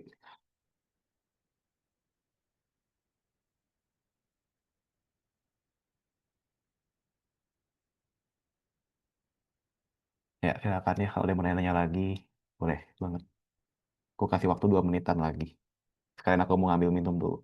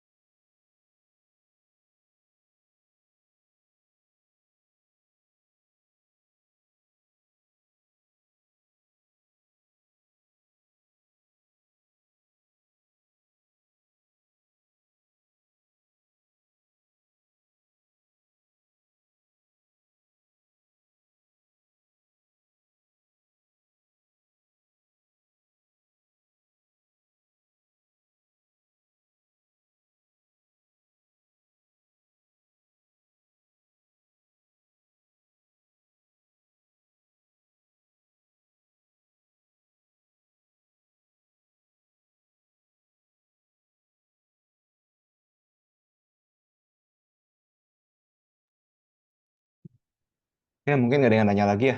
Kalau nggak ada, aku lanjut ya. Mungkin udah paham harusnya sampai sini. Oke, untuk materi selanjutnya ada di ini ya, finite difference approximation. Ini ada turunan. Nah, kalau ini harusnya aman banget nih. Ini nggak susah sih. Kalian tinggal lihat aja dari rumus. Ini tabel, aku ingetin ya. Tabel ini dari A sampai E, itu wajib kalian catat ya di cheat sheet ya. Mau nggak mau. Ini wajib banget. Ini adalah contekan eh, paling OP lah gitu. Nah, oke. Ini cara bacanya tergantung dari soal. Nah, mungkin aku ambil ke soal aja ya, biar kalian nggak ambil bisa contoh, lihat contohnya juga gitu. Misalnya, di sini kita punya contoh soal, itu hitung turunan dari fx dan turunan kedua dari fx pada 0,8 dan 1 menggunakan finite difference approximation. Diketahui OH2, OH kuadrat. Nah, udah gitu, kita juga, misalkan kita diketahui lagi di soal nih, menggunakan second forward DA turunan pertama. Nah, kalau misalnya nggak diketahui yang ininya, ya udah kalian cari aja yang OH kuadrat. Bebas mau pakai yang mana. Ini kan OH kuadrat ya. Ini juga OH kuadrat. Ini OH kuadrat juga. Nah, tahu aku bebas ya kalau kalian nggak diketahui, kalian nggak dikasih tahu mau pakai yang mana. Kalau misalkan diketahui cuman OH kuadrat atau OH doang. Kalau OH berarti pakainya yang ini. Nah, OH kuadrat harusnya lebih akurat daripada yang OH biasa. Gitu sih paling. Tapi kalau misalkan beda gitu ya, beda aturan, kalian boleh koreksi aku ya. Kita nggak dibolehin bawa cheat sheet sih kok. Apakah setiap soal yang sama bisa pakai cara yang beda? Waduh, seriusan tuh. Nggak dibolehin bawa cheat sheet. Dosennya siapa? Yakin nggak dibolehin? Soalnya banyak loh harusnya yang bisa dicatat gitu. Pada nih, nggak boleh ya? Kalau nggak boleh sih harusnya bakal dikasih di soal. Nggak mungkin nggak dikasih sama sekali ini. Pasti ada contekannya di soal.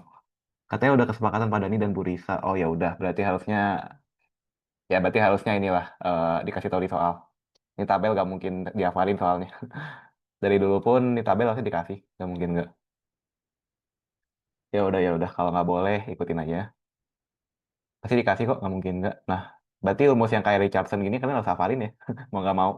Sama yang tadi tuh, yang Romberg itu.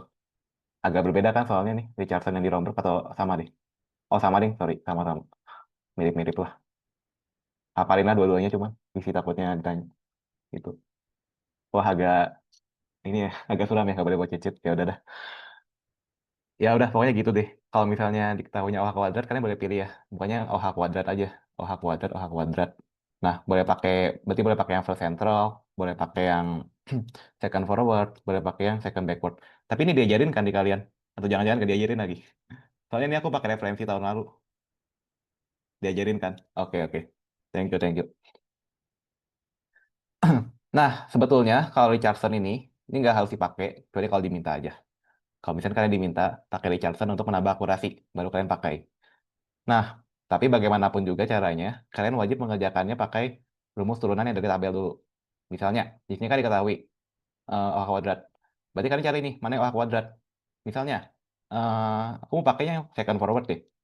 Nah, second forward kan OH kuadrat juga ya, sama ya. Berarti kalian boleh pakai. Udah gitu, turunan pertama. Kita kerjain dulu yang turunan pertama nih, yang fx, f aksen x pada 0,8 gitu. Nah, berarti kita tinggal masukin aja dari rumus yang ada di ini cheat sheet ini, second forward. Nah, cara baca tabel ini gimana? Cara bacanya gini. Aku ajarin ya. Ini kan 2HF ya. 2HF seperti ini. Nah, sama dengan nih. Kalian lihat di sini. Berarti fx-nya itu koefisiennya min 3. Berarti min 3 fx ditambah ini ya, 4 fx. Aduh, sorry ya kalau tulisannya agak kurang jelas. Fx plus h tambah lagi dengan min 1. Min 1 ya. Min 1 dikali fx plus 2h. Nah, ini adalah rumusnya. Tinggal dikerjain aja. Langsung dapat deh hasilnya harusnya. Nah, kalau mau lebih gampang lagi, rumus ini bisa kalian ubah dikit. Nah, ini kan 2H dikali F ya. F aksen ya. Berarti 2H ini, kalau kalian pakai rumus pindah ruas, itu kan bisa pindah ke bawah sini ya. Ingat kan? Nah, bisa jadi kayak gini. Nah, berarti F aksen X, turunan pertama dari X, itu rumusnya adalah ini. Kalau pakai second forward ya. Second forward DA. Gitu. Derivative approximation gitu. Nah, berarti masuk aja ke rumus yang yang udah aku tulis di sini. Ini sama kayak yang tadi kan. Nah, udah gitu tinggal masuk-masukin aja. Nah, berarti F aksen 0,8. Kenapa 0,8? Karena diminta di soal pada 0,8. Nah, ini ya, 0,8. Kalian kerjain. Udah gitu berarti min 3, masukin aja. X-nya itu 0,8 berarti. masukin ke sini. Udah gitu masukin ke yang X plus H. Nah, X plus H itu gimana maksudnya tuh? Nah, maksudnya X plus H, gini. Ini kan kita dimintanya Richardson ya. Kayak mungkin aku belum nyinggung Richardson dari tadi. Nah, Richardson itu rumusnya adalah G sama dengan 2P, 2 pangkat P dikali G, H1 min 2, min G, H gitu ya. Nah, H min 2 dan H, ini harus beda angkanya. Kan pasti H min 2 ada ya, H min 2 dan H. Kita tentuin dulu dari awal, H-nya mau pakai berapa. Nah, aku saranin, kalian pakai H-nya itu bilangan genap, jangan ganjil. Kenapa? Karena supaya gampang. Kalau dibagi dua, nanti H-nya jadinya bulat juga bilangannya, gitu. Nah, misalnya di sini disoalkan diketahui tabel ini ya, kita cuma bisa pakai data-data dari si tabel doang, karena kita nggak tahu sebetulnya persamaan turunan itu gimana gitu. Kita hanya mengetahui data dari tabel, lalu kita memprediksi turunan-turunan selanjutnya, gitu kan. Nah, eh, karena kita minta 0,8, maka kita ambillah nilai mana yang mendekati 0,8 yang bisa dibagi dua. Nah, kita pakai aja hanya yang ini, hanya 2, hanya 0,2 sorry. Karena 0,2 dibagi 2 itu sama dengan 0,1. Dan 0,1 kita punya 0,9 yang jadinya 0,1 sama ini. Mungkin agak bingung ya dari omongan aku. Mungkin nanti kalau kita sambil ngerjain mungkin kalau kebayang juga ujung-ujungnya. Nah, jadi untuk yang Richardson kita perlu mengerjakan dua step, yaitu kita mencari pada F 0,8 dan juga F 0,8 cuman pakai hanya itu H per 2 gitu. Yang pertama kita pakai hanya 0,1, yang kedua pakai hanya 0,2 gitu. Ini untuk yang H per 2.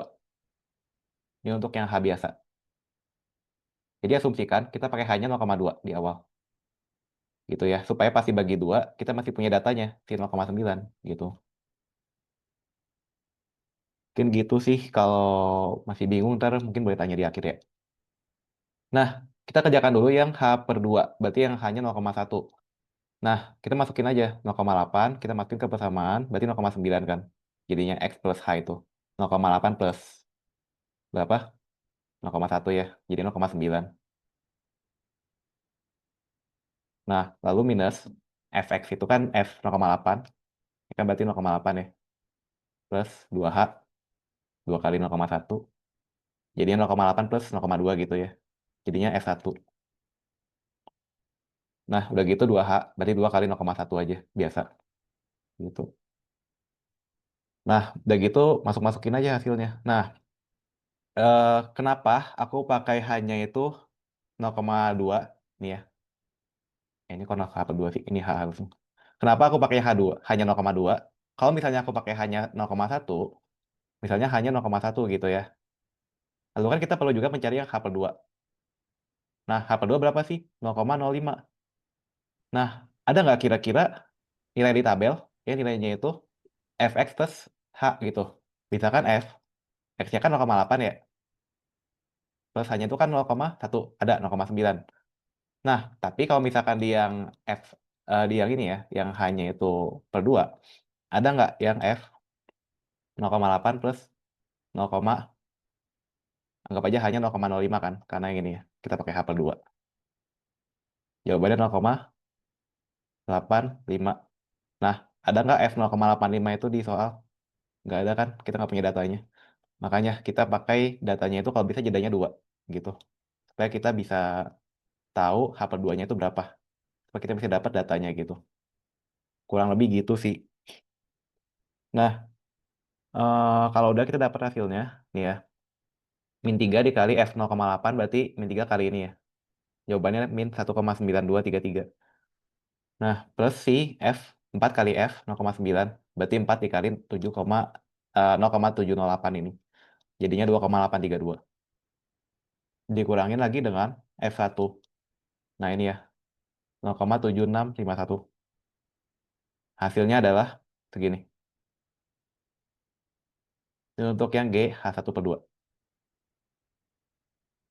H setengah gitu ya. Maksudnya gitu sih. Nah, lanjutnya kita masuk ke yang H-nya sama dengan 0,2. Yang H biasa. Nah, hitung lagi sama, cuma bedanya hanya kita pakai 0,2. Nah, jadi X plus H-nya jadi 0,8 plus 0,2. Lalu yang ini juga jadinya 0,8 plus 0,4. Karena 0,2 kali 2 ya. Jadi 0,4 gitu. Udah dapat hasilnya F 1,2. Cari lagi di tabel ada nggak 1,2? Ada kan? Masih ada, masih aman. Ya udah gitu. Dapat yang GH1-nya. Dapat juga yang GH1/2 gitu. Nah, kalau udah kan kita udah dapat ya yang kita mau, yang kita hitung tadi itu yang ini. GH1/2 sama GH1. Udah gitu masukin aja ke Richardson Extrapolation Equation. Nah, maka persamaannya adalah G sama dengan, nah G ini hasilnya ya nanti ya. G sama dengan 2. Nah, kalau misalnya nggak diketahui di soal ya, kalian pakai P-nya selalu 2 ya. Kalau misalnya nggak diketahui. Nah, 2/2, lalu kita masukin GH1/2-nya yaitu yang kita udah hitung. Nih, 0,718. Lalu dikurang lagi dengan 0,73625. Nah, udah gitu kita bagi dengan 2/2 min 1. Dapatlah hasilnya 0,7111917. Ini hasil akhirnya. Harusnya ini lebih akurat daripada jawaban 2 ini sebelumnya. Gitu sih. Ini kan jawabannya beda ya. Walaupun kita sebenarnya ngitung turunannya sama gitu pada 0,8. Tapi jawabannya bisa beda karena kita pakai hanya beda gitu. Nah, kalau pakai Richardson itu kita ambil kayak nilai tengah-tengahnya lah gitu supaya lebih akurat. Oke, sampai sini. Ada yang mau tanya nggak? Pasti ada.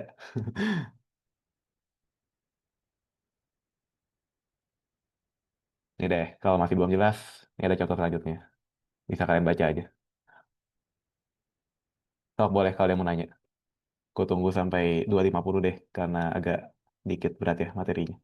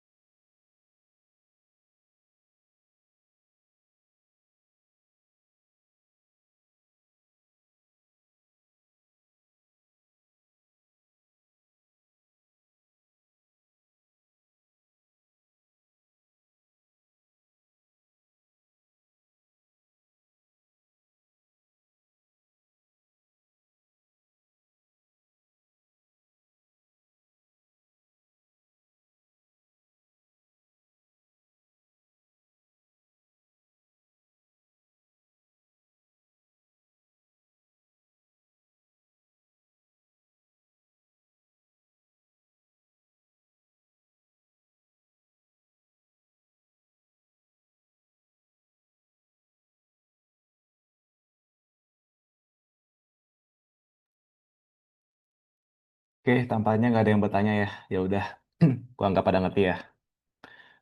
Awas lah kalau ada yang nanya lagi. Gak apa-apa. Kalau ada yang mau nanya, apa aja nanti waktu Q&A ya. Nah, oke oke. Kita masuk ke Taylor series ya. Nah, Taylor series itu sebetulnya ini sih kayak kita tinggal ngikutin rumus aja. Nah, mungkin karena ini cuma rumus aja, aku langsung masuk ke contoh soal aja ya, gitu ya. Nah, misalnya kita punya sebuah fungsi, yaitu f(x) sama dengan ln x plus 2. Nah, dari gitu kita pengen tahu nih, Taylor seriesnya itu gimana, gitu ya, bentuknya. Nah, jadi sebetulnya Taylor series itu digunakan pada suatu fungsi yang sifatnya itu konvergen. Yang apa ya, dia tuh nggak ada, aku lupa deh, divergen atau konvergen ya, kalau balik. Ya itulah pokoknya. Yang nggak ada nantinya, kalau kita turun-turunin terus itu jawabannya bakal ada terus turunannya gitu. Nggak akan mendekati nol gitu. Dia akan mendekati nol, tapi nggak akan pernah nyampe nol gitu. Itu kayak konvergen tuh seperti itulah konsepnya. Mungkin kalian udah belajar juga di kalkulus sedikit ya, harusnya. Adalah materinya harusnya. Nah, kita pengen cari deret Taylor dari si ln x plus 2.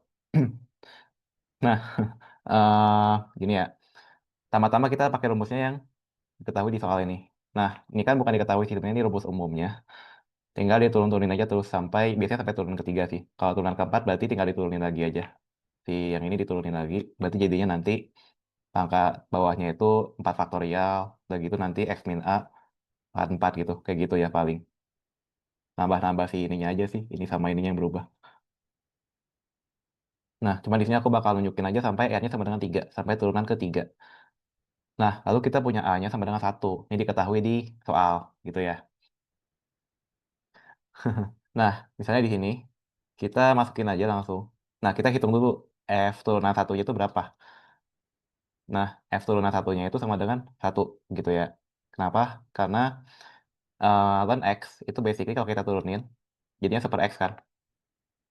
Harusnya ini udah hafalan lah ya. Ln X kalau diturunin itu 1 per X. Lalu 2 kalau diturunin jadinya hilang. Karena ini kayak ini konstanta gitu. Konstanta kalau misalkan diturunin bakal jadi 0. Jadi plus 0 jadinya nggak ada gitu. Nah, F turunan pertama itu 1 per X. Berarti masukin X-nya ke dalam si X ini jadinya 1/1 gitu. Sama dengan 1. Nah, udah gitu kita masukin untuk yang turunan keduanya. Berarti F turunan 2 gitu ya. Sama dengan. Nah, kalau 1 per X itu kan sama aja bentuknya dengan X pangkat min 1 ya. Kalau X pangkat min 2 jadinya nanti 1 per X kuadrat gitu. Kayak gitu. Kalau pangkatnya minus kan berarti jadinya 1 per gitu. Nah, berarti kita ubah juga bentuk si X pangkat min 1 ini jadi turunan kedua. Berarti kita turunin lagi si X pangkat min 1. Jadinya min 1 dikali X pangkat min 2. Kenapa bisa gitu? Karena ya seperti turunan biasa ya. Min 1 itu jadi koefisien. Dan lalu si pangkatnya ini dikurangin 1. Jadinya min 2. Gitu. Nah, jawabannya adalah min 1 per 1 sama dengan min 1. Nah, sebetulnya kalau kalian perhatiin, waktu kalian masuk ke turunan ketiga pun, ini akan menjadi eh, min 1 X pangkat min 2 ini akan menjadi min 1 kali min 2 ini kan masuk ke koefisien lagi jadinya min 1 kali min 2 dikali dengan pangkat min 3 gitu. X pangkat min 3. Karena dikurang satu lagi min 2-nya jadi min 3 untuk turunan ketiganya diturunin lagi. Nah, jawabannya adalah 2 per X pangkat 3 jadi 2 per 1 sama dengan 2. Nah, kalau kalian perhatiin ini nggak akan ada hentinya sampai kapanpun. Pasti akan ada terus turunan-turunannya, makin gede-gede aja pasti angka si koefisiennya gitu. Pasti kayak gitu bentuknya. Nah, maka dari itu kita bisa bikin Taylor seriesnya gitu. Nah, kita langsung masukin aja angka-angkanya. Berarti fx sama dengan, nah, x-nya kita masukin sih satu ini, gitu. Ini f1 ya harusnya. Sama dengan dan 1 tambah 2 plus 1, udah gitu tinggal masukin aja. Nah, faktorial ingat kan ya, 3 faktorial berarti 3 kali 2 kali 1 gitu. Nah, berarti dapat hasilnya nih. Yang kita minta itu apa sih? Nah, misalnya kita pengen tahunya di F1,5. Jadi kita tinggal masukin aja F1,5 ke persamaan yang di bawah ini. Nih, yang ini ya. Nah, ini kayaknya harusnya bukan 1. Ntar aku yang salah ding. Ini harusnya tetap ini F, X, lalu ini dan X plus 2. Nah, harusnya kayak gini. Nah, jadi kayak gitu sih. Untuk Taylor ya. Ini kayak gini doang. Dan kita dapat hasil akhirnya 2,4167 kalau diminta F1,5. Tapi kalau nggak diminta ya sampai persamaannya aja cukup. Gitu. Nah, sekarang kita coba lakukan Taylor pada suatu fungsi polinomial. Nah, kalau pakai fungsi polinomial, itu pasti bakal hasil akhirnya itu pasti bakal sama dengan fungsi awal, fungsi aslinya. Derivatifnya pasti bakal sama. Kok bisa gitu? Kenapa? Karena eh, fungsi polinomial, kalau kita turunin, itu pasti akan kita menemukan di mana titiknya itu bakal 0. Nah, contohnya di sini. Kita turunan pertama, dapat 10x plus 3. Ini kan, dari turunan ini dari 10x plus 3. Udah gitu turunan keduanya, diturunin dari yang turunan pertama, jadinya 10 doang. Hilangkan x-nya. Nah, turunan ketiga, karena konstanta, tinggal jadi 0. Nah, gimana kalau kita turunan keempat? Misalnya gini, berarti sama aja kan, 0 lagi kan? Mau sampai berapapun, dia bakal 0, 0, 0 terus. Nah, oleh karena itu, kalau kita bikin dari Taylor-nya, dia pasti hasil akhirnya akan sama dengan jawaban awalnya. Gitu. Karena dia bakal mencapai suatu titik gitu.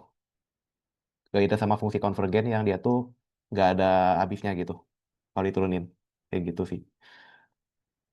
Buat Taylor gitu aja, kalian tinggal berpaku sama rumus aja. Nih sampai rumus yang ini nih.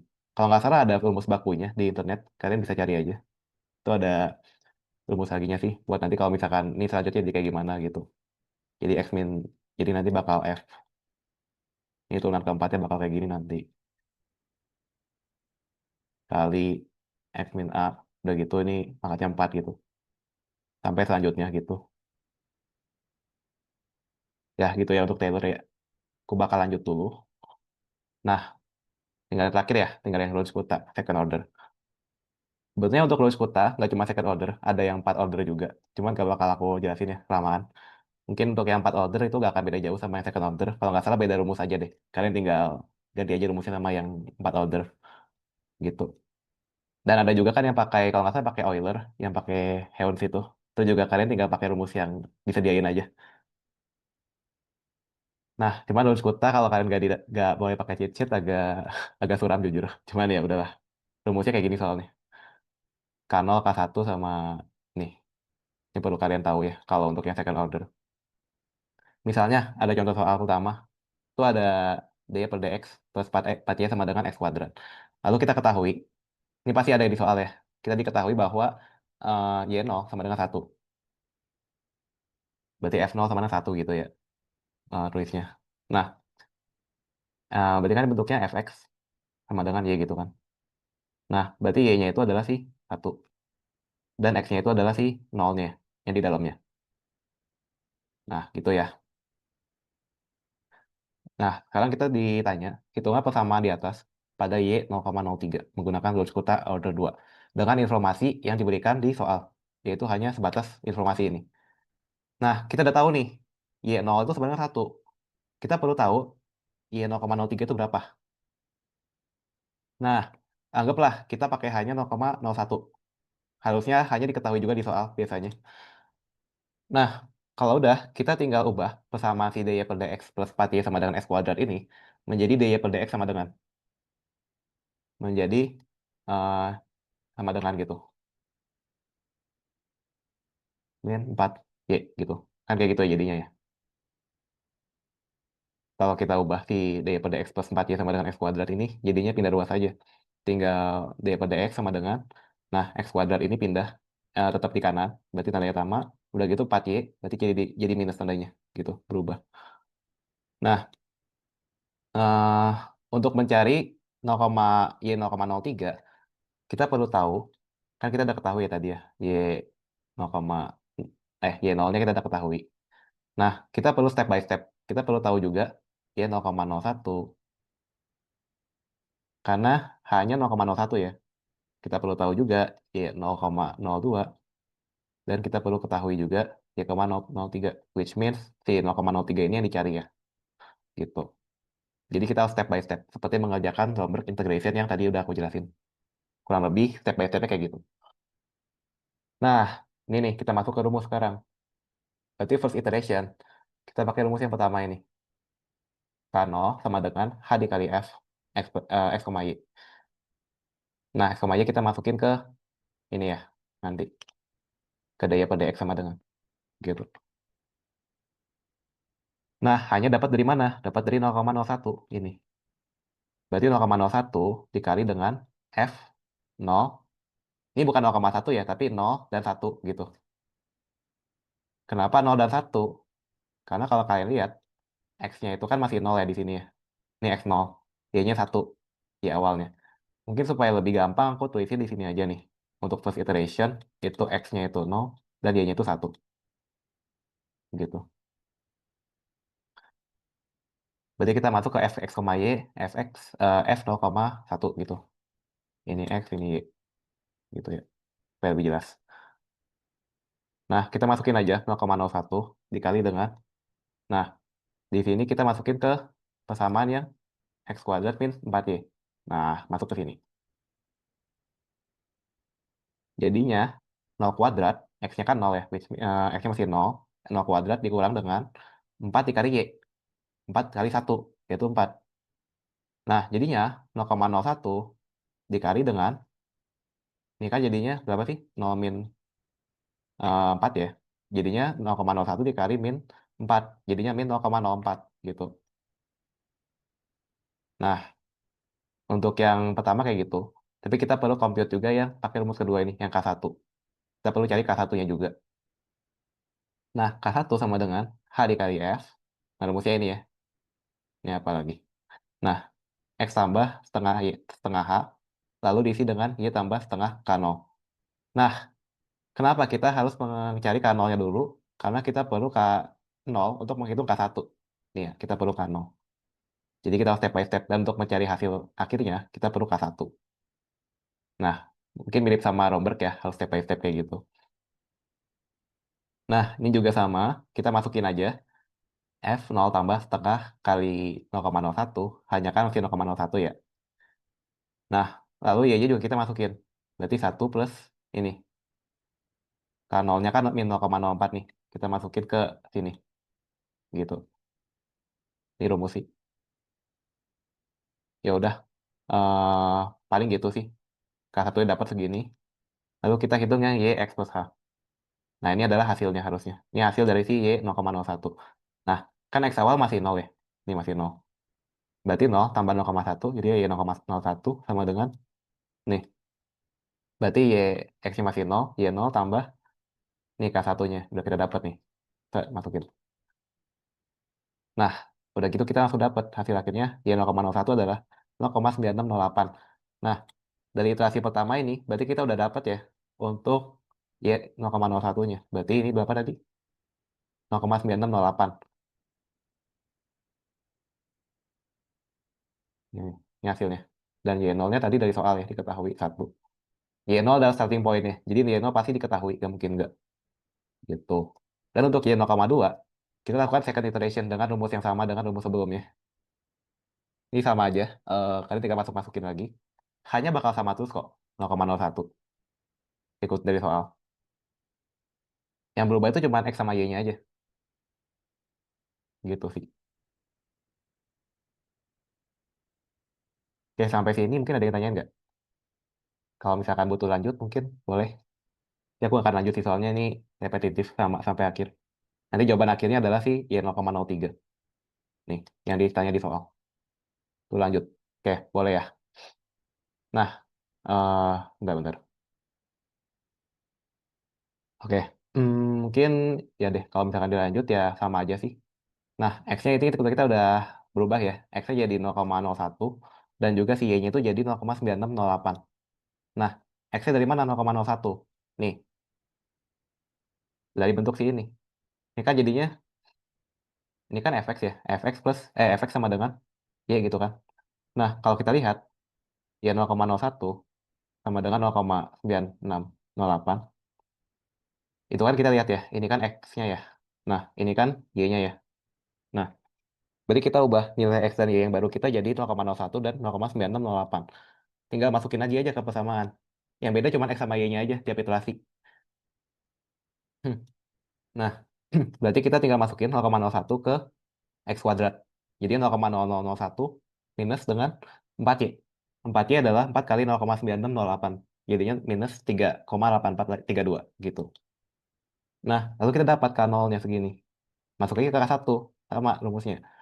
H dikali F, di mana H-nya masih 0,01. Ini F itu maksudnya ini ya. Harusnya F kecil sih ini. F biasa, fungsi.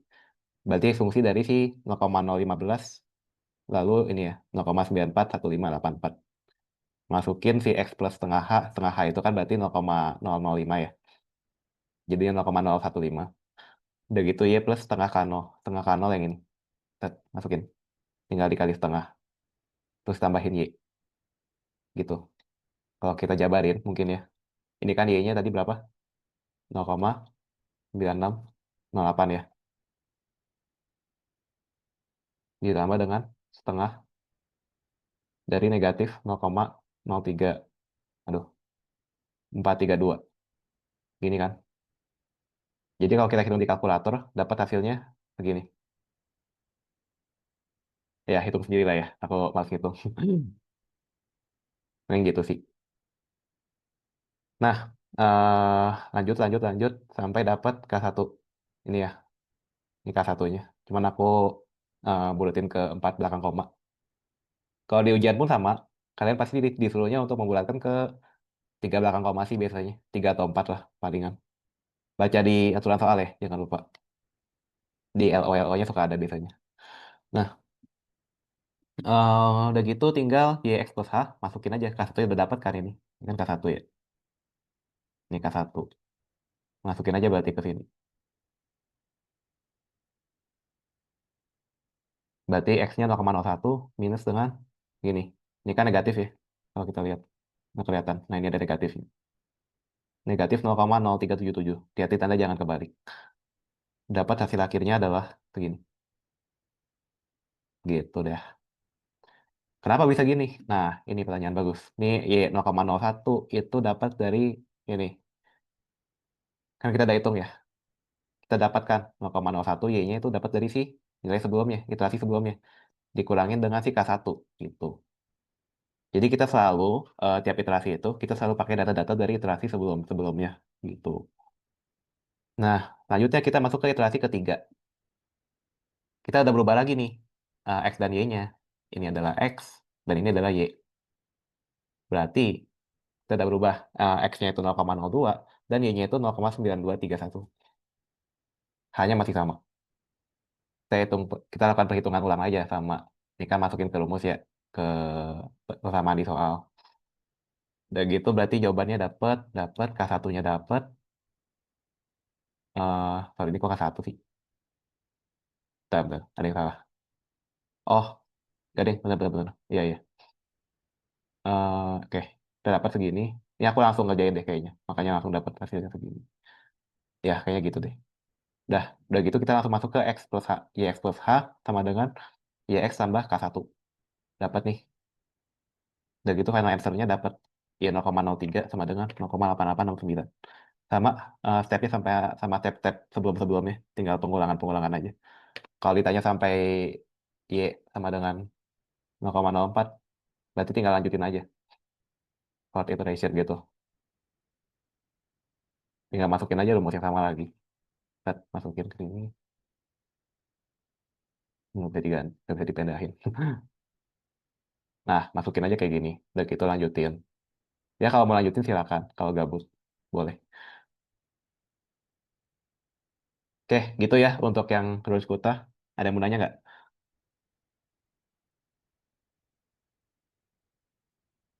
Kalau nggak ada ini udah materi terakhir sih, kebetulan. Jadi mungkin abis ini bisa langsung masuk ke Q&A aja sekalian. Oke, kalau gitu aku ini ya, aku serahin ke Michael lagi deh. Karena udah selesai juga nih, kebetulan materinya. Boleh masuk ke Q&A aja sih langsung. Thank you.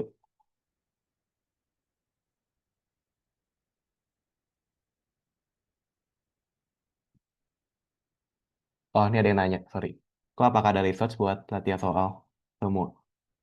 Kebetulan nggak ada sih. Paling dari Miro aku. Betulnya di Miro tahun lalu sih aku bikinnya. Cuman aku ubah-ubah dikit supaya lebih jelas gitu. Tahun lalu aku belajar dari Miro juga soalnya. Research buat latihan soal, paling dari PPT sih kalau mau. PPT oke sih setahu aku. Cuman aku nggak inget juga. Ya paling gitu sih.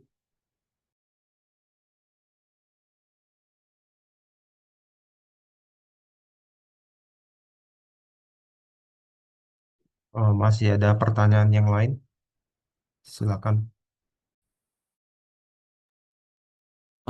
Kalau mau kalau buat integration, oh ya BTW kalau mau nanya langsung di everyone aja biar pada tahu juga. Kok kalau mau buat integration keluar nggak yang buat metode Gauss? Gauss Legendre itu ya? Aku kurang tahu sih. Di kalian ada diajarin nggak? Kalau di aku dulu diajarin, cuman nggak terlalu mendalam. Cuman di ujian juga nggak masuk sih. Dan kebetulan aku udah lupa juga caranya gimana. Paling dari PPT aja. Ya diajarin semua sih kok. Oh ya, boleh lah. Paling nanti aku tambahin di notes ya. Di Miro-nya aku tambahin aja paling. Oke, thank you buat tambahannya.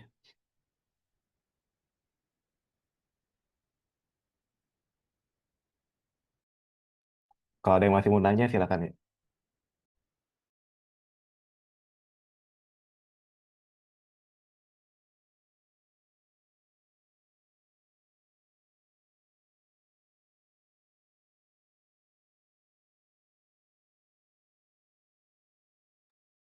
Kalau nanti aku kayaknya di private chat tentang materi, apakah nggak apa-apa? Boleh, boleh. Feel free aja ya kalau ada yang mau nanya ke aku langsung. Nggak apa-apa kok. Kan barangkali aku tadi ngejelasinnya juga agak cepet-cepet ya, karena waktu. Boleh kalau ada yang mau nanya lagi, boleh banget. Feel free aja, guys.